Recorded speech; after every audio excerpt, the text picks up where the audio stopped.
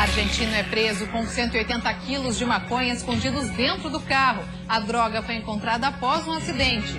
Eleições 2014, quase 4 milhões de eleitores foram às urnas nesse segundo turno em Santa Catarina. Cerca de 11 mil policiais militares trabalharam no domingo de eleições em Santa Catarina, mas a votação foi tranquila no estado. Doação de órgãos, captação de paciente em Joinville beneficia 5 pessoas que estavam na fila de espera. De olho no Enem, estudantes reforçam os estudos para se dar bem na prova. Basicamente, o Enem é uma prova que exige bastante do aluno. Além da parte de conteúdo, há um contexto do dia a dia muito cobrado. Aprendendo a cozinhar, jovens com síndrome de Down têm aulas de culinária e mostram dedicação e carinho na preparação dos pratos. O projeto é muito gratificante. O projeto em si, você vê o desenvolvimento deles, a interação que eles têm nas aulas. Isso e muito mais agora no Notícias da Redação.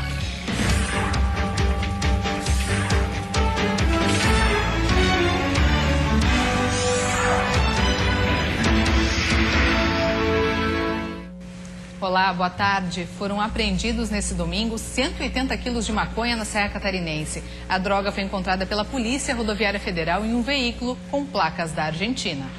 A droga estava escondida no porta-malas em um fundo falso. O automóvel com entorpecente foi encontrado às margens da BR-282 em Lages depois de ter se envolvido em um acidente. O motorista do carro com placas da Argentina fugiu do local. É normal ter sempre um veículo de batedor, de escolta, para o veículo que está transportando a droga.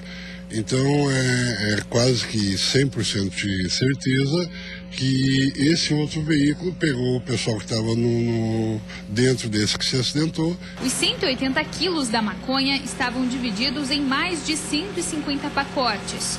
O Corpo de Bombeiros foi chamado para ajudar a retirar a droga, que foi encaminhada à Polícia Federal, junto com um passaporte apreendido. Foi repassado para a Polícia Federal tudo que foi localizado e eles seguem com a investigação para ver a procedência e o destino dessa droga.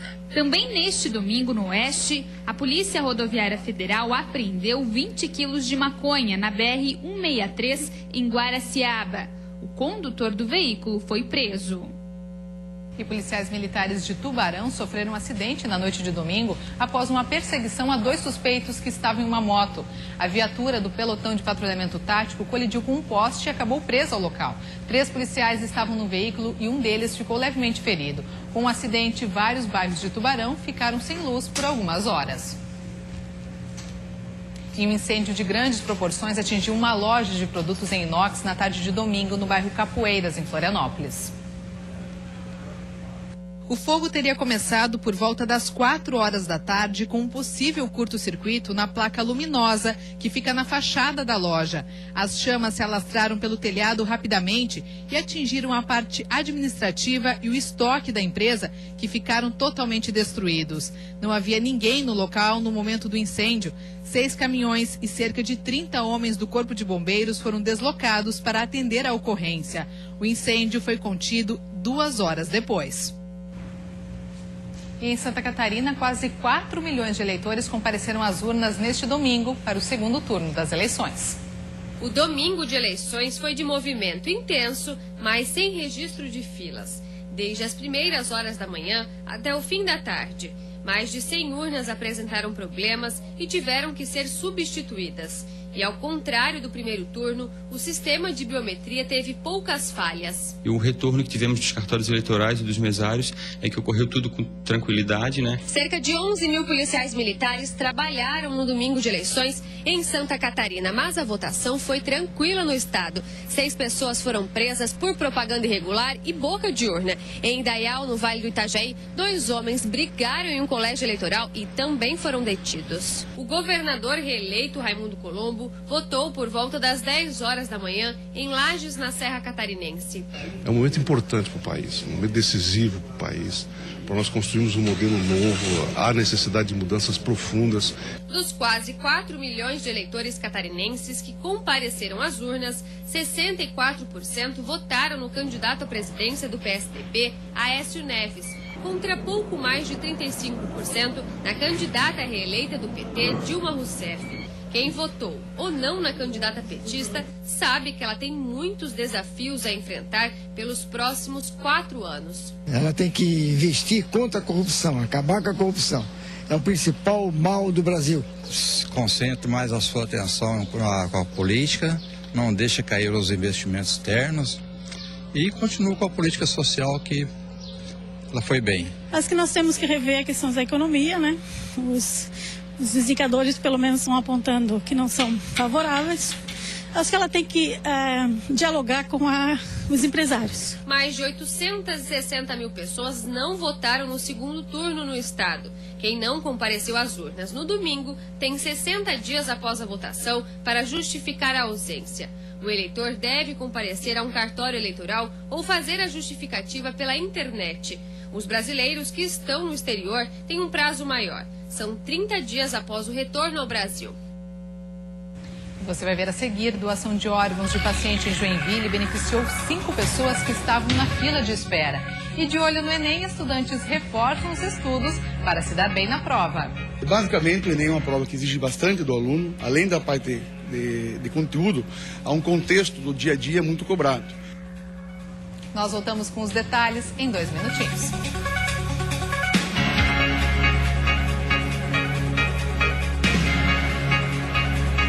Estamos de volta, agora 1h14, e vamos ver como está o trânsito aqui na capital nessa início de tarde de segunda-feira.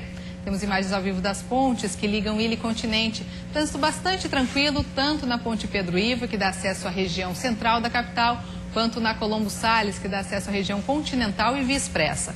Neste momento, 26 graus em Florianópolis. E olha só que prejuízo. Em 13 Tilhas, no meio oeste do estado, um homem pegou um Camaro emprestado do amigo para dar uma volta e acabou se envolvendo em um acidente. O veículo ficou bem danificado. O motorista perdeu o controle do carro ao passar por uma lombada e colidiu na traseira de um veículo onde estavam 3 pessoas. Segundo testemunhas, a velocidade do Camaro era alta no momento do acidente. O condutor realizou o teste do bafômetro, que apontou que ele estava embriagado.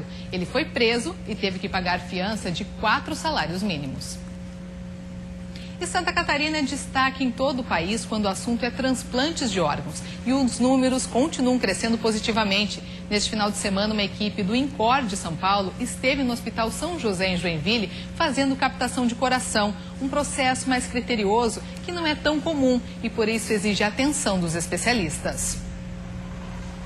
Foi mais uma corrida contra o tempo. Depois de diagnosticar um paciente com morte cerebral, a Comissão Intra-Hospitalar de Transplantes do Hospital São José coordenou o trabalho de captação de órgãos. Uma tarefa que exige muita agilidade, desde a aceitação da família do doador até a conclusão da retirada dos órgãos. No momento que a família diz sim, né, que quer, que deseja que o ente seja o doador, a gente começa a correr contra o tempo no sentido de encaminhar os exames para a central de transplante, para que eles possam fazer a logística de conseguir as equipes, né, de conversar com as equipes, para que elas venham captar os órgãos, mas é uma corrida contra o tempo. O que mais demora, na realidade, não é a captação em si, e sim a logística para essas equipes chegarem até o local. Como vem equipes de todo o Brasil, então tem que manter aquele paciente até um horário que todos possam chegar a tempo para iniciar essa captação. A equipe médica do INCOR chegou a Joinville para a captação do coração. Outra equipe se deslocou de Florianópolis para a retirada dos rins. O Banco de Olhos de Joinville captou as córneas. 5 pessoas foram beneficiadas com as doações. A gente pode beneficiar com um transplante até 80 pessoas. O paciente que aguardava o coração estava internado desde setembro à espera do transplante. Até agosto, Santa Catarina realizou 900 transplantes, cerca de 3 por dia. Essa é a mesma média que manteve o estado na liderança de doações de órgãos em todo o país no ano passado. Para que os números se mantenham favoráveis, é fundamental que as famílias dos doadores autorizem a captação. É por isso que a gente sempre pede, para quem sente essa vontade, para quem é doador de órgãos, que comunique a sua família, para que isso facilite depois o trabalho todo da Comissão Intra-Hospitalar de Transplante. E nos próximos dias 8 e 9 de novembro acontece o Exame Nacional do Ensino Médio, o Enem, e tem muito estudante mergulhado nos livros para estar com conteúdo afiado na hora da prova. Nesta escola de Balneário Camboriú, 80% dos alunos que frequentam o cursinho vão fazer o Enem no próximo mês. Eles devem se juntar aos 8,7 milhões de brasileiros que se inscreveram para o exame. E para se dar bem na prova, é preciso comprometimento e muita dedicação. Por aqui não tem nada de moleza. Os estudantes só querem saber de bons resultados. Laura tem 17 anos e vai encarar o desafio. Ela conta que a preparação acontece há muitos anos, já que sempre foi boa aluna. Mas é claro, na reta final, os estudos são intensificados. Na realidade é ambos. Se eu não conseguir ingressar pelo vestibular, o Enem vai ser uma boa alternativa. E também o Enem vai ser uma forma de teste auxiliar para o vestibular. Mas o desafio não é apenas dos alunos. É também dos professores que querem deixar os estudantes sempre bem preparados. E eles garantem que a prova do Enem é diferente de alguns vestibulares. Uma das características do exame é a presença de textos mais longos, que exigem muita atenção. Mesmo porque ele tem por volta de mais ou menos 3 minutos, não pode passar disso para cada questão. Então, se ele pega um texto de história, geografia ou literatura, ele tem que ler, o ideal é ler uma vez concentrado. O que a gente faz? Nós lemos primeiro o enunciado, veja o que o enunciado está pedindo, e aí você vai com um foco maior nisso no texto. Basicamente, o Enem é uma prova que exige bastante do aluno, além da parte de conteúdo, há um contexto do dia a dia muito cobrado. E talvez uma coisa que nas últimas provas do Enem causou muito problema aos alunos foi o tempo da prova. São provas muito longas, de textos compridos, onde o aluno cansa muito para fazer a leitura e interpretar a questão. Em 2013, mais de 170 mil estudantes utilizaram a nota do Enem para ingressar na universidade. Além disso, o exame é item obrigatório para quem deseja concorrer a uma das bolsas de estudo oferecidas pelo ProUni. E depois do intervalo, vamos ver como estão as obras de restauração do monumento de Frei Bruno. E vamos ver ainda, jovens com síndrome de Down têm aulas de culinária e mostram dedicação e carinho na preparação dos pratos. O projeto é muito gratificante. O projeto em si, você vê o desenvolvimento deles, a interação que eles têm nas aulas. A gente volta já já.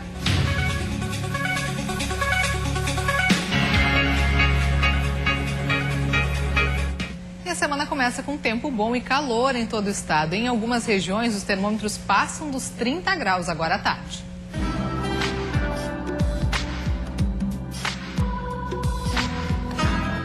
A semana começa com sol e algumas nuvens na Serra Catarinense. A máxima é de 25 graus.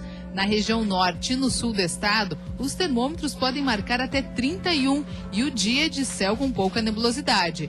Segunda-feira de tempo bom também no oeste, onde a temperatura pode chegar aos 32 graus. A Grande Florianópolis e o Vale do Itajaí registram máximas de 30 graus e o dia é de sol com algumas nuvens. Em Joaçaba, segue a obra de revitalização de um dos principais cartões postais da cidade, o Monumento Frei Bruno. O trabalho na estátua, que é uma das maiores da América Latina, tem sido desafiador. A 37 metros de altura, suspenso por um guindaste, está Jair. Ele, que já trabalhou na lavação da estátua, agora é responsável pela limpeza do cajado, que está numa das mãos do Frei.